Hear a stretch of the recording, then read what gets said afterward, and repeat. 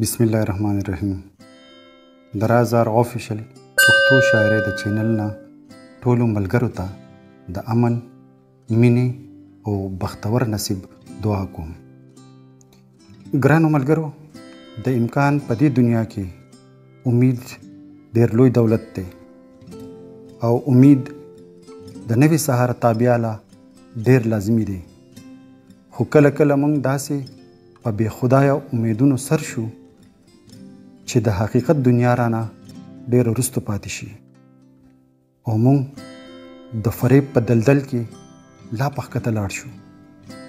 په داسې حال کې د فریب په امیدونو د نړۍ واک نه ترلاسه کیږي، بلکې د تاوان احساس د تریاق کار کوي. د هغه امید نه د رښتیاو ترخه څپېړه ډېره ښه ده، کومه چې د قومونو د فریب نشه ماتوي. د دې خیال سره تړلی یو غزل ستاسو په خدمت کې پیش کوم چې سود او زیان مو په رښتیا تللي، چې سود او زیان مو په رښتیا تللي، مونږ خو ګټلي زړونه بیا بایللي. اوس په هغو پسې دنیا لټوم، اوس په هغو پسې دنیا لټوم، چا چې په ټوکو کې اشنا ویلي.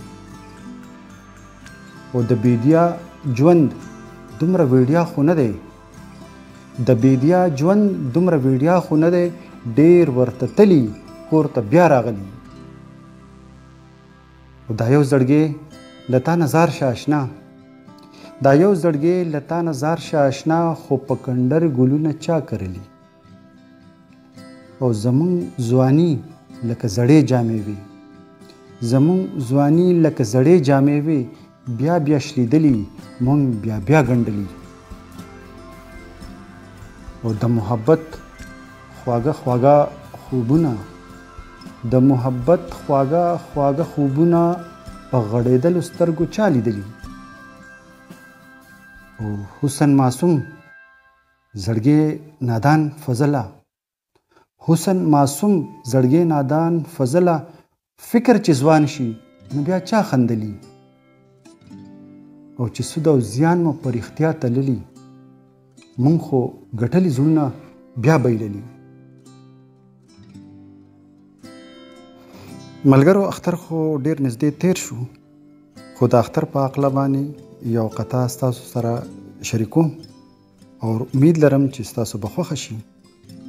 قطعه څه په دې رنګ ده: د چا زړه کې خوشحالۍ وهي موجونه، د چا زړه کې خوشحالۍ وهي موجونه، د چا زړه کې نه ځایږي نور غمونه، دوی راځي په مخ کې درومي پروا نه کړي، کله چاته ایسارېږي اخترونه. ګرانو ملګرو، هیله لرم چې دا کلام او مختصر تنقیدي جایزه به ستاسو خوښه شوي او په کمنټس کې به خپل دریځ زما سره ضرور شریکوئ. زه به د اصلاح په غرض ستاسو د دروند خیال په تمه یم. ډېره مننه. ښاد او خوشحاله اوسئ.